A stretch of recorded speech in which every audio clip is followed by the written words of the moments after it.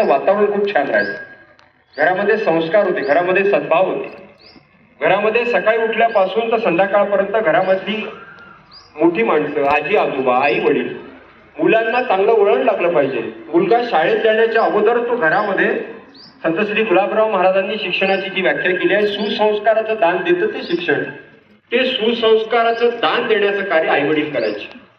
शाळेतले शिक्षक नंतर, आई वडील हे पहिल्यांदा आपल्या घरातले शिक्षक होते. आता तुम्ही मला असं म्हणाल की तुम्ही होते म्हणताय, म्हणजे आता नाही आहेत का? आताही आहेत, पण माझं व्यक्तिगत असं मत आहे की आई वडील सध्याच्या काळामध्ये मोठ्या प्रमाणावरती आपली जबाबदारी सध्या विसरलेली आहे. इतकं असायचं की संध्याकाळी मुलं जर कुठे खेळत असती वेटाळामध्ये, त्यावेळेला सुदैवानं किंवा दुर्दैवानं, सुदैवानं याच्यासाठी म्हणतो की अलीकडे मुलं इतके त्याच्या अधीन झालेले आहेत आणि त्याचे वाईट परिणाम इतके संपूर्ण विद्यार्थी जीवनावर आणि मनुष्य जीवनावर होतात आहे.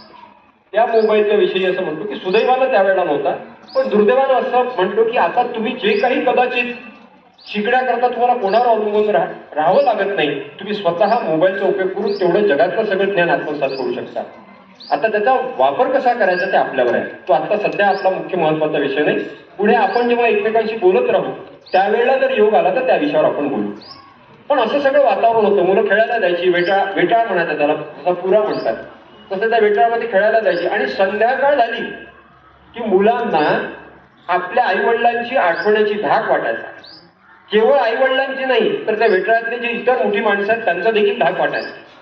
ती मोठी माणसं सगळ्यांना आपल्या आईवडिलांच्या समकक्ष वाटायची आणि त्यांना देखील घटनेचा अधिकार होता. डॉक्टर बाबासाहेब आंबेडकरांचं घटनेमध्ये जे अमूल्य योगदान आहे आणि बाबासाहेबांनी जी संपूर्ण अत्यंत महत्वाची अशी मानवी अधिकार आपल्याला प्रदान केले आहेत, तशाच प्रकारची अलिखित घटना तिथे असायची की शेजारचे काका काकू देखील कुठल्याही मुलाला एखादी चापट सहज मारू शकत असत आणि ते आई वडील असं म्हणत नसत की माझ्या मुलाला तुम्ही का मारा.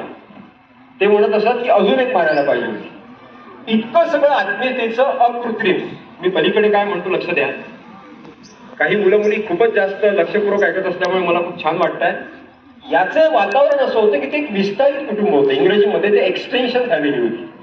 म्हणजे ते एकच कुटुंब नव्हतं. वानखडे, पाटील, देशमुख, ते पूर्ण वेटाळ म्हणजे कुटुंब होतं. तिथलं बरं वाईट आपला मुलगा जितका चांगला व्हावा तितकंच शेजारच्यालाही वाटत होतं की दुसऱ्याचा मुलगा देखील चांगला व्हावा. अशा प्रकारच्या एका वातावरणाची तुम्ही कल्पना करा.